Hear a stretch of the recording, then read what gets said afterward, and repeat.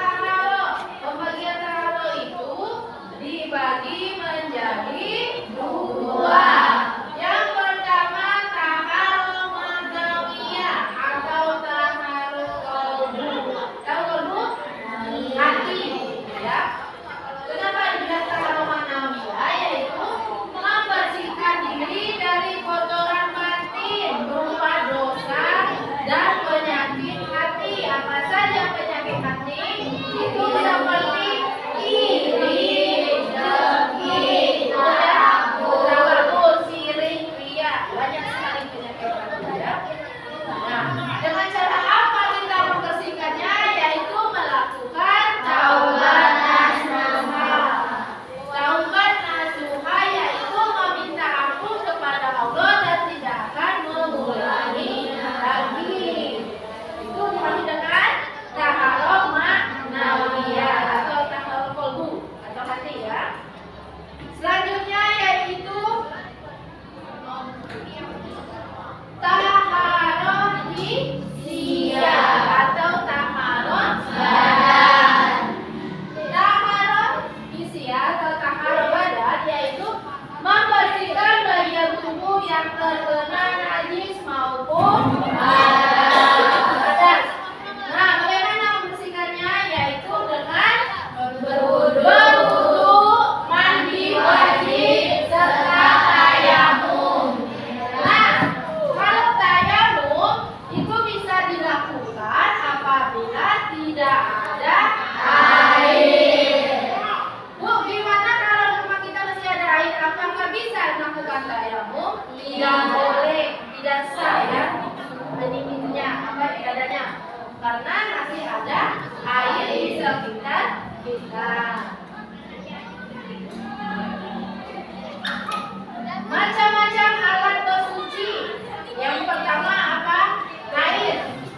Ya, benda cair atau disebut dengan air. Yang kedua benda padat, yaitu alat-alat bersuci selain dari air. Nah, air juga dibagi menjadi 4 macam. Pertama, air yang suci dan mensucikan atau disebut dengan air murah. Yang kedua, air suci tapi tidak mensucikan, disebut dengan air mustahmal. Yang ketiga, air najis dan keempat air mustahmal. Nah, penjelasannya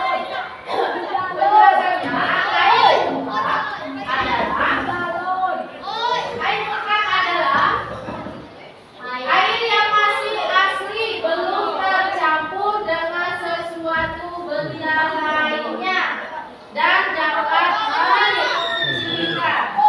Nah, air yang termasuk golongan air mutlak itu terbagi 7. Yang pertama adalah air hujan, air laut, air sungai, air salju, air sumur, air embun, dan air dari air dan air mata air. Ingat, air mutlak itu ada 7. Yang pertama apa?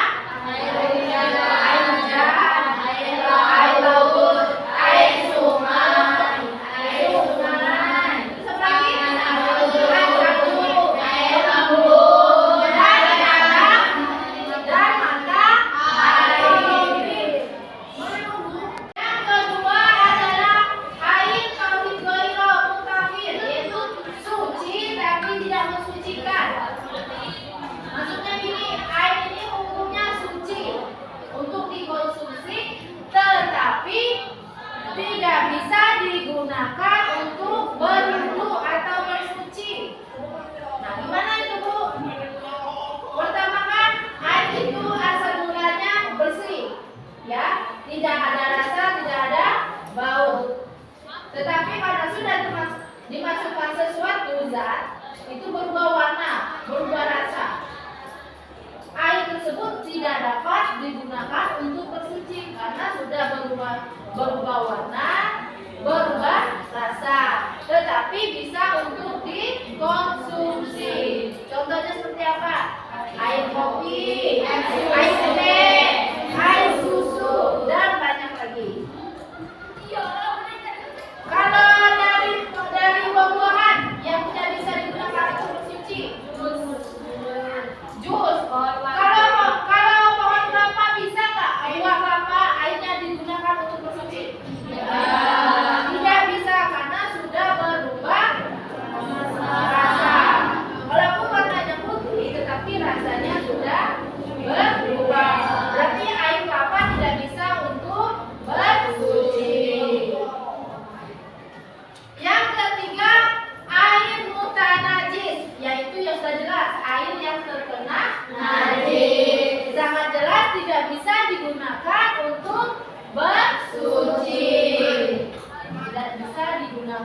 untuk bersuci. Hukumnya apa apabila kita menggunakan air mutan najis untuk bersuci? Ibadah kita tidak sah karena kita menggunakan air yang terkena najis. Yang keempat, air makruh atau musamas. Apa itu? Yaitu air yang dipanaskan pada terik matahari dalam logam yang dibuat dari besi, baja, tembaga, aluminium yang masing-masing benda logam itu berkarat.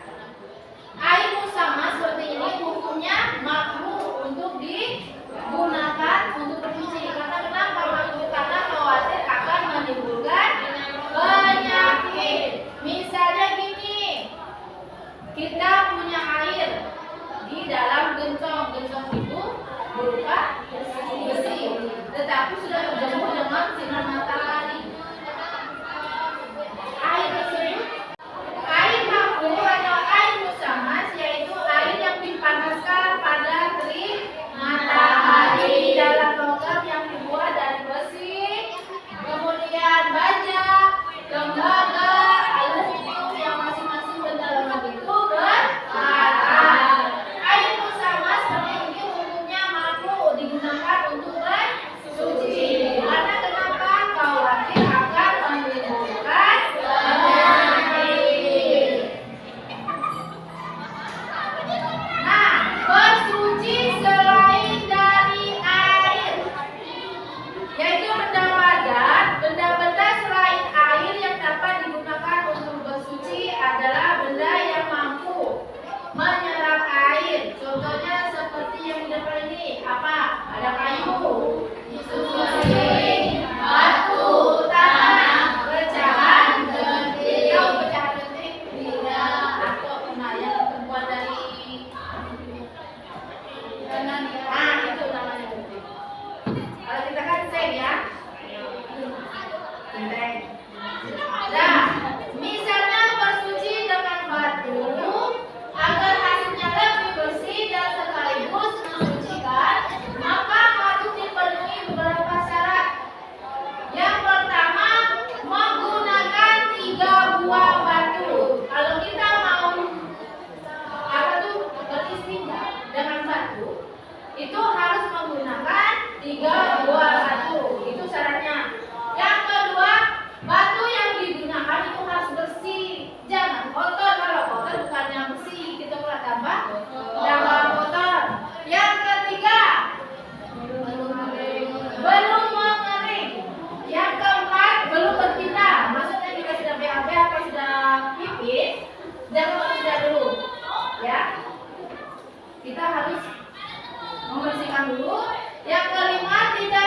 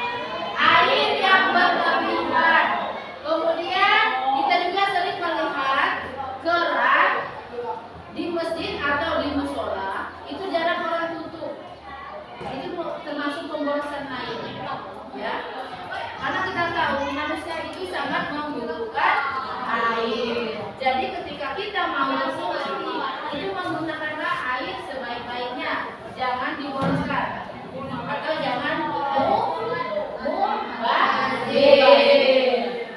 Yang kedua, hikmah yang kedua, bersuci dan menjaga kelangsungan hidup ekosistem. Penggunaan air bersih untuk bersuci secara tepat juga memberikan jaminan terhadap kelangsungan ekosistem di sekitar kita. Tumbuhan dan hewan dengan segala jenisnya pasti membutuhkan air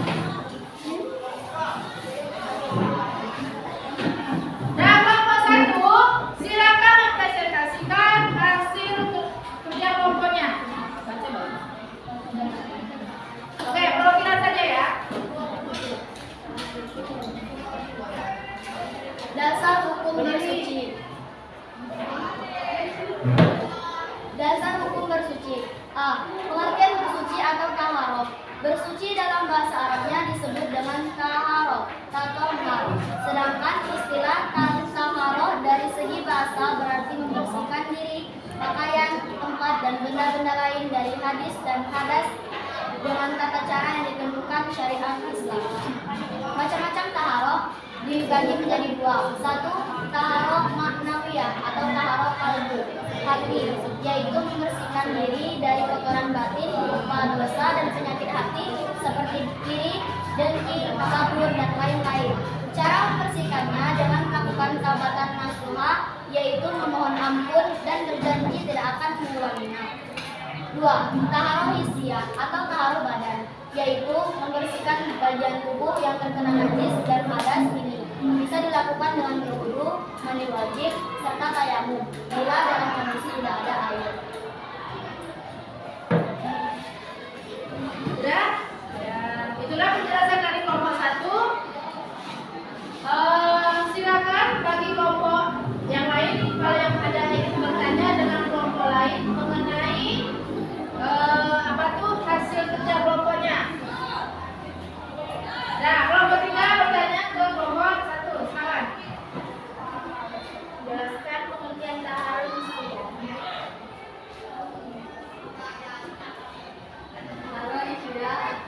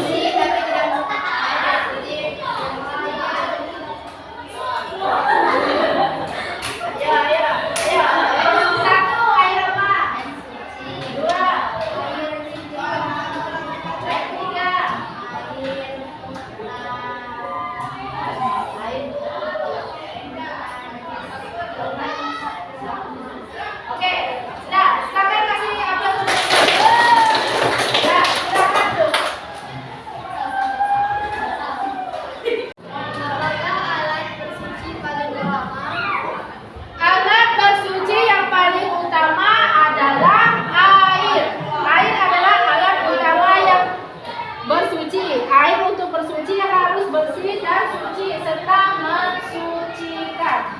Itu alat yang paling utama dalam bersuci adalah air. Gimana Clara? Nah, ada lagi pertanyaan? Oke, Inti, silakan buat coba. Dengan alat apa saja cara beristinja jika tidak ada air? Kalau tidak ada air, kita bisa menggunakan batu, kemudian menggunakan tisu, kayu, daun kering atau benda sejenisnya yang dapat digunakan untuk bersuci. Gimana nih? Oke. Nah, ada lagi? Oke, nomor 3.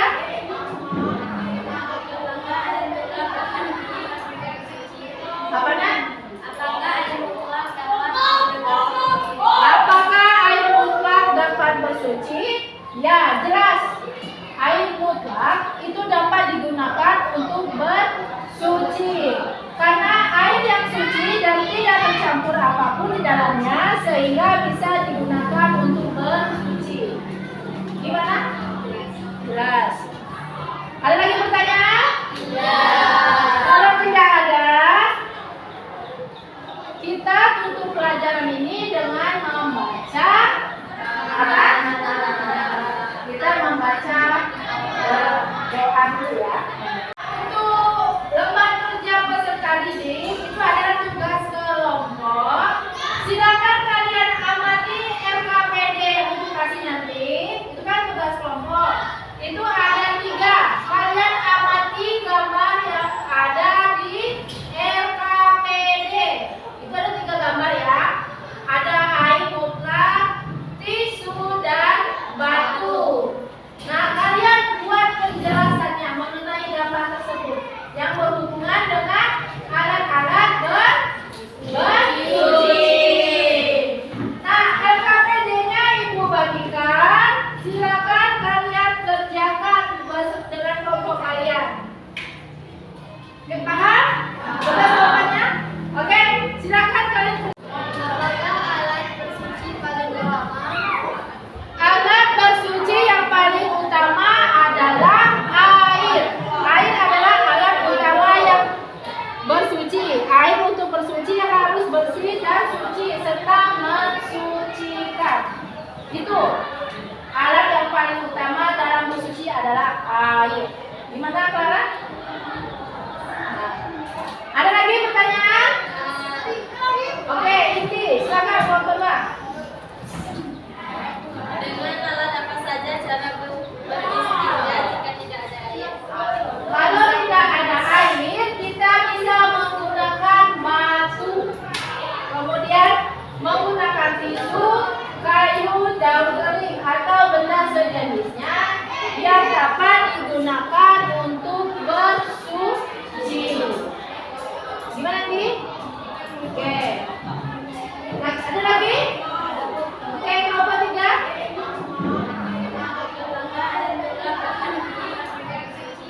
Apa nak? Apakah air mutlak dapat bersuci? Ya, jelas. Air mutlak itu dapat digunakan untuk bersuci. Karena air yang suci dan tidak tercampur apapun di dalamnya sehingga bisa digunakan untuk bersuci. Gimana? Jelas. Ada lagi pertanyaan? Ya. Kalau tidak ada, kita tutup pelajaran ini dengan membaca apa?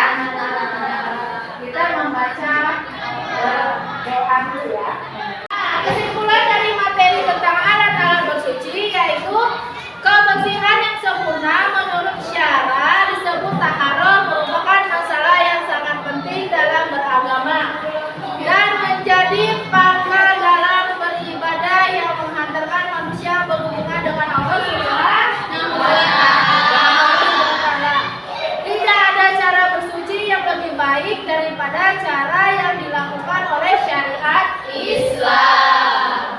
Karena syariat Islam menganjurkan manusia mandi dan berwudu walaupun manusia masih dalam keadaan bersih.